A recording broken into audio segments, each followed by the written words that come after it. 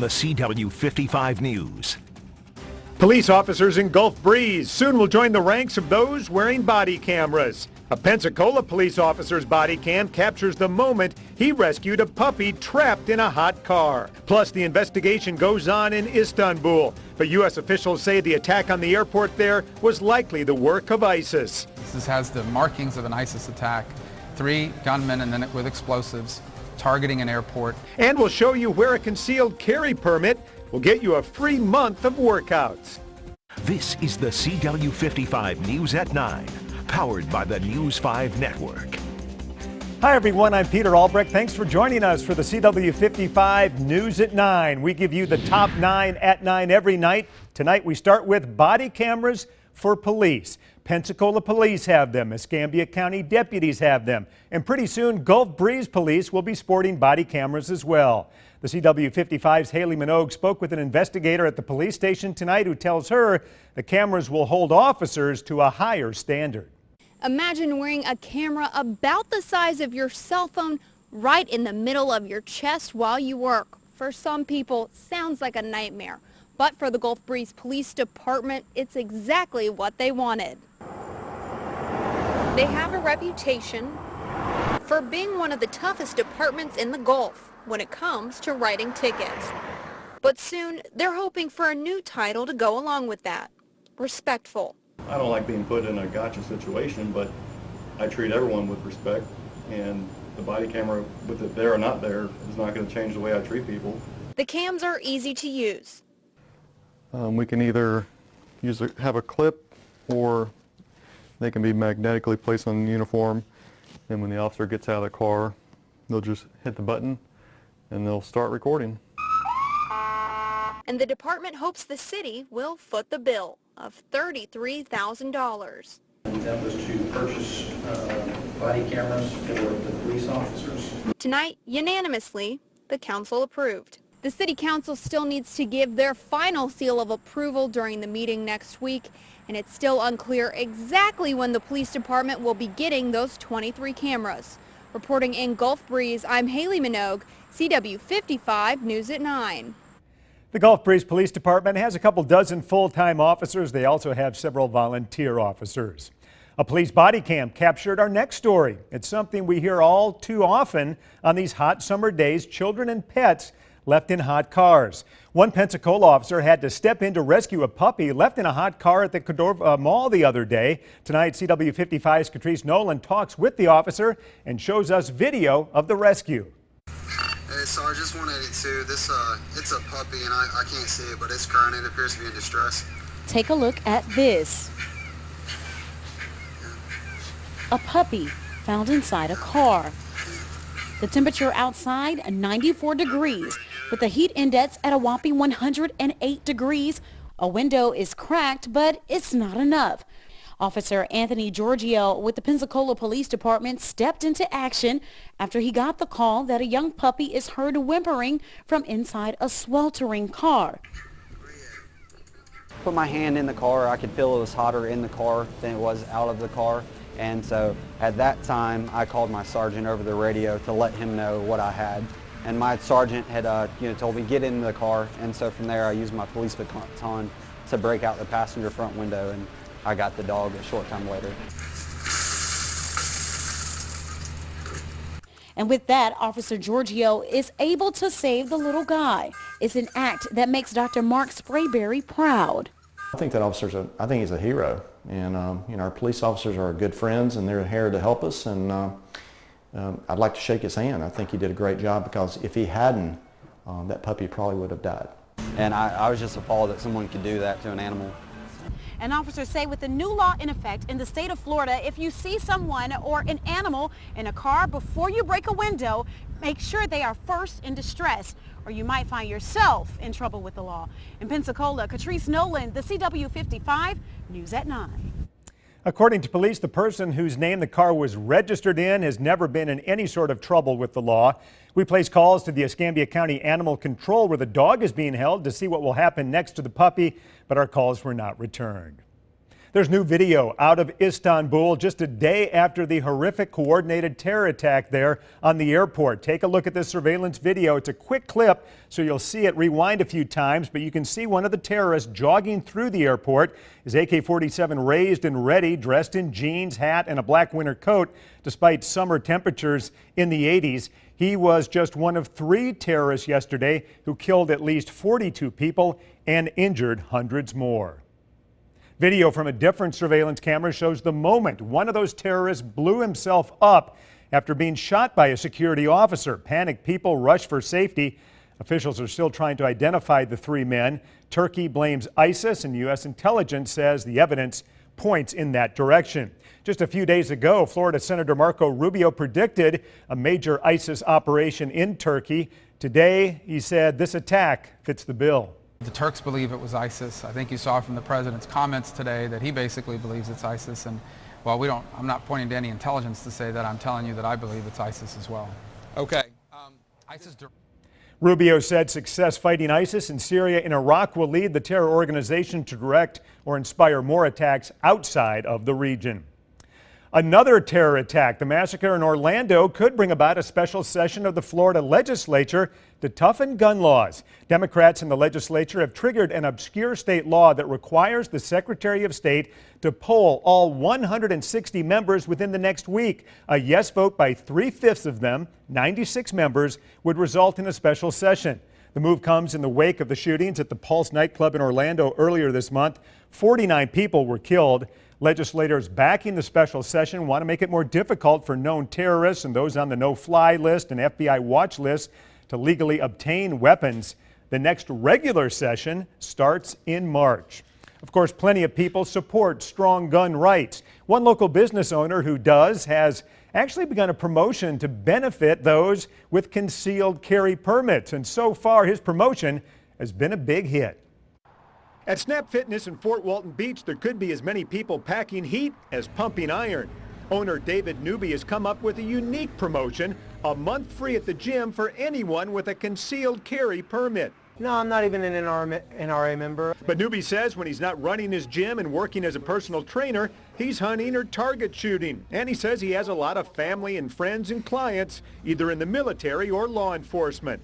I'm not a crazy gun advocate, but I think it is an important aspect of our society, and I support it 110%. Gym members think the promotion is a great idea. I thought it was really, really awesome because the whole group of us, this little group, all have ours. We all got it kind of at the same time, got our guns together. Newby says the promotion has gone over well.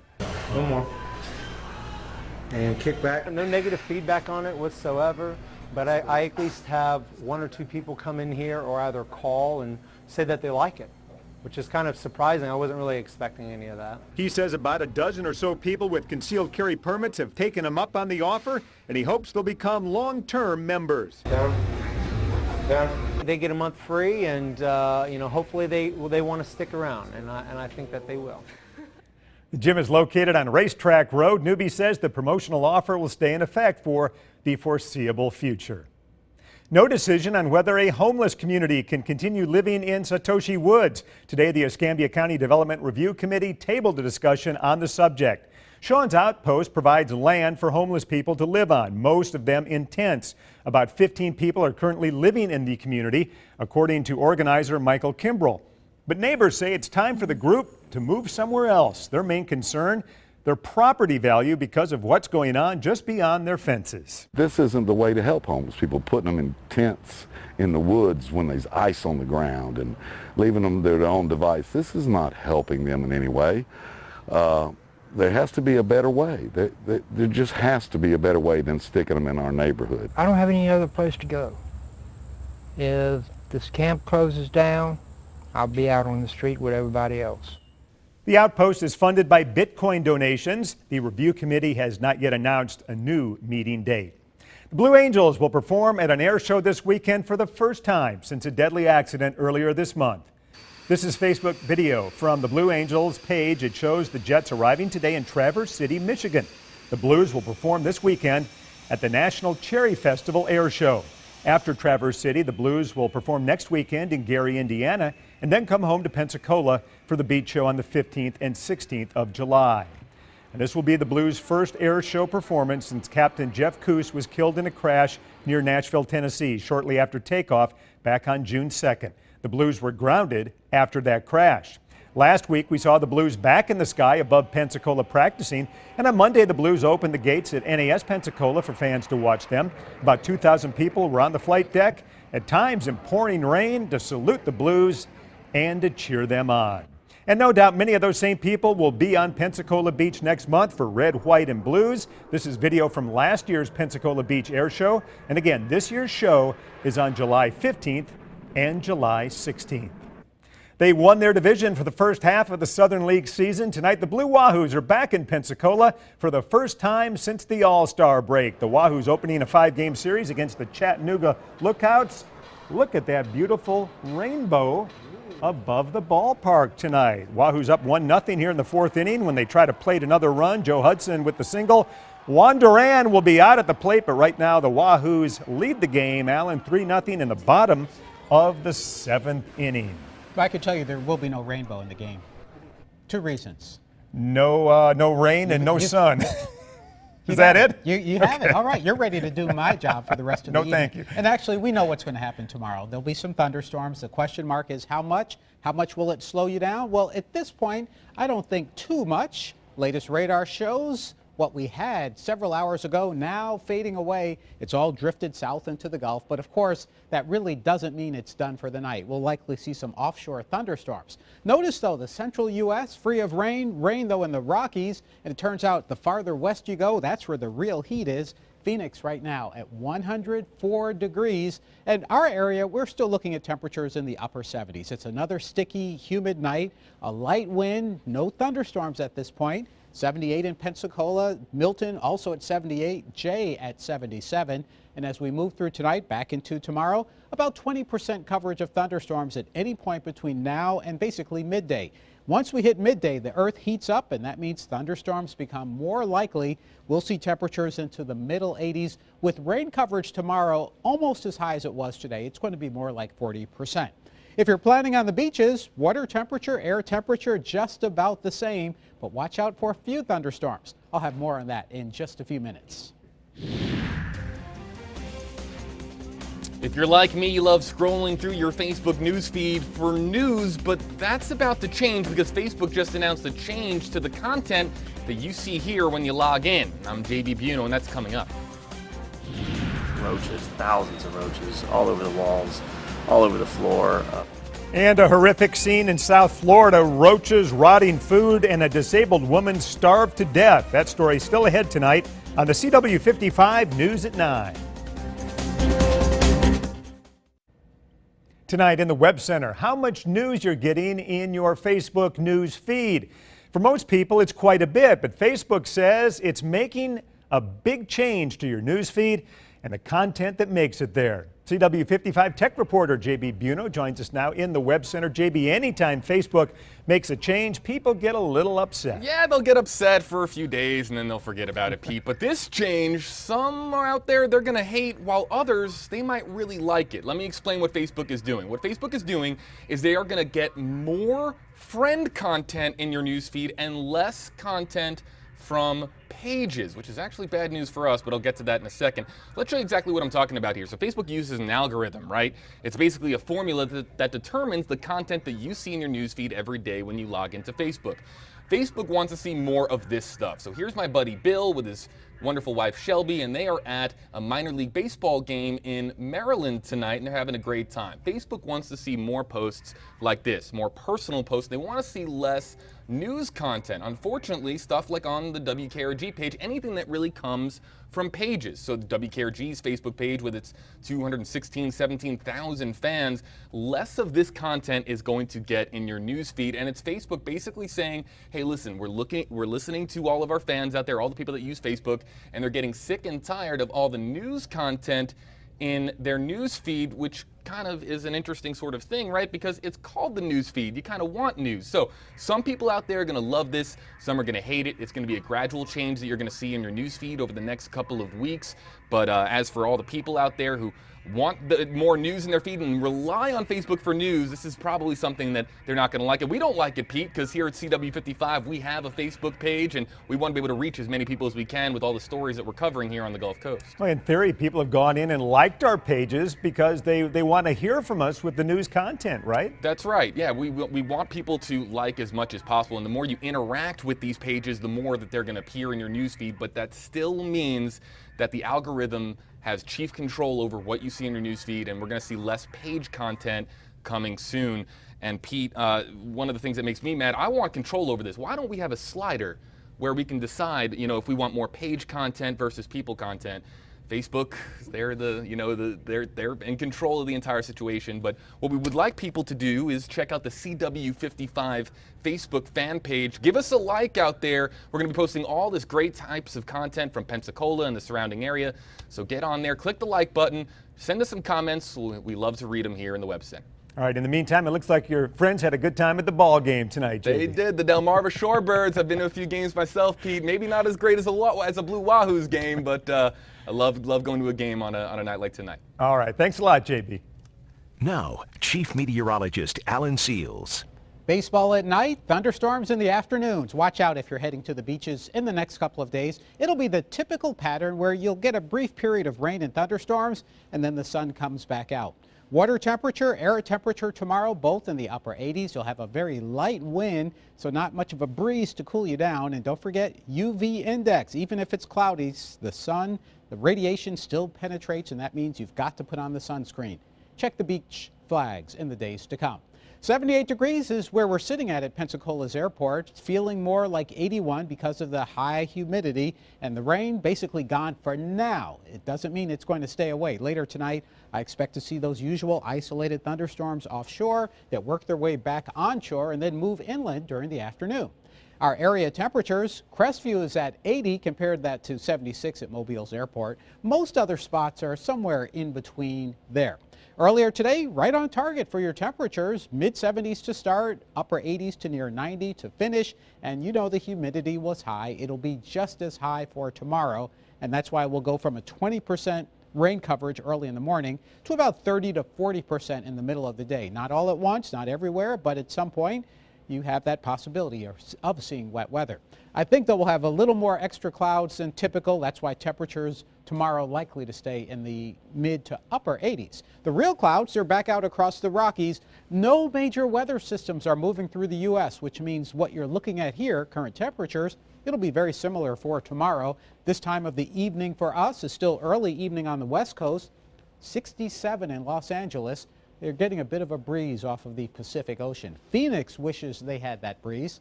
Here's what we get tomorrow. Tallahassee at 83, Birmingham at 91, and Shreveport about 93. So we're ending the month of June with weather that is typical. In the afternoon, there you see those pop-up thunderstorms, mainly along the northern Gulf Coast. They will fade away tomorrow night as they did tonight. We get into Friday afternoon, same story. The 1st of July, go into the 2nd of July, same story, although it could be a little bit wetter as we start to approach the 4th of July. So rain coverage tomorrow, about 40%, and then it goes to about 30% Friday all the way through the 4th of July weekend, and at this point, looks like your temperatures will be typical.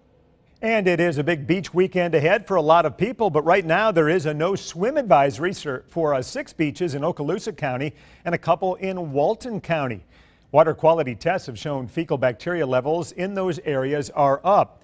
The impacted beaches include Paquito Park, Rocky Bayou State Park, East Pass, Clement E. Taylor Park, and Henderson Beach. Those are all in Okaloosa County. In Walton County, it's Miramar Beach and Blue Mountain Beach. 5 new travel-related cases of the Zika virus in the state of Florida today. One of those is a pregnant woman. That's now 41 cases of Zika in pregnant women in Florida. Along the Panhandle, there is still just 1 case each in our 3 local counties, Escambia, Santa Rosa, and Okaloosa, and all of those are travel-related. Just a horrible story tonight to tell you about near St. Petersburg. A physically disabled 66-year-old woman in Gulport, Florida, weighing less than 100 pounds, found starved to death in a recliner in her home. Also in that home with no AC, piles of rotting garbage and thousands of roaches. Two so-called caregivers have been arrested and charged with abuse. They told police they left about 10 days ago.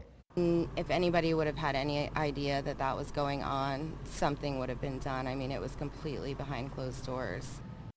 One of the women had her 4-year-old living in the home. That child is now in protective services.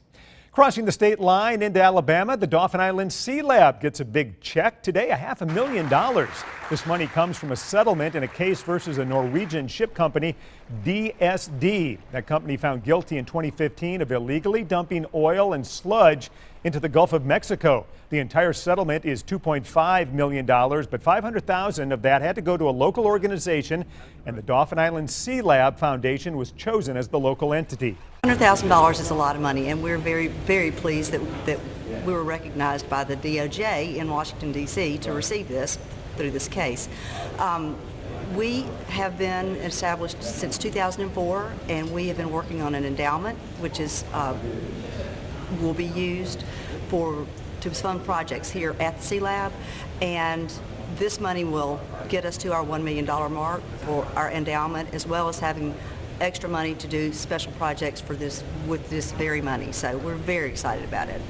The money awarded to the foundation will be used to fund research and help coastal habitats in the Gulf and in Mobile Bay. A big crowd tonight to see a man and his vodka. The story when the CW55 News at 9 continues.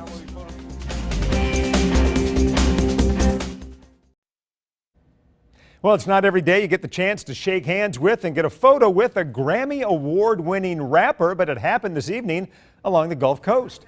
Check out the line earlier tonight outside of Vintage Wine and Liquor over in D'Iberville, Mississippi. All those people waiting for the chance to shake hands with 50 Cent. He's traveling and promoting a brand called Effin' Vodka. Fans got the chance to buy a bottle of the alcohol, and then 50 Cent autographed them.